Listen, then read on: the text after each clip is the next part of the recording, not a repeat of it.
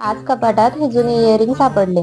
जर याच्यापासून काही बनवलं नाही तर त्यालाही राग येईल आणि मलाही वाईट वाटेल. सगळ्यात पहिल्यांदा याचे हे एक्स्ट्रावाले हँगिंग काढून घेतले. मग या कानातल्याचे थोडेसे स्टड्स कट करून घेतले. तर 1 mm ची एक गोल्डन वायर 8 ते 9 सेंटीमीटर मध्ये कट करून घेतली. मग त्याच्यामध्ये मोती, हे कट केलेले इयरिंग स्टड्स अशा पद्धतीने स्टड्स फोल्ड करून त्यात इन्सर्ट करून घेतले.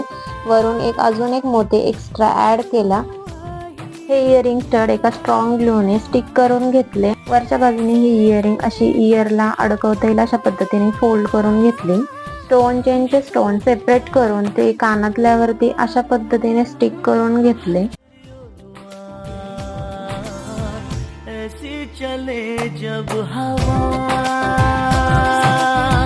इश्क हुआ ही हुआ, ऐसी चले जब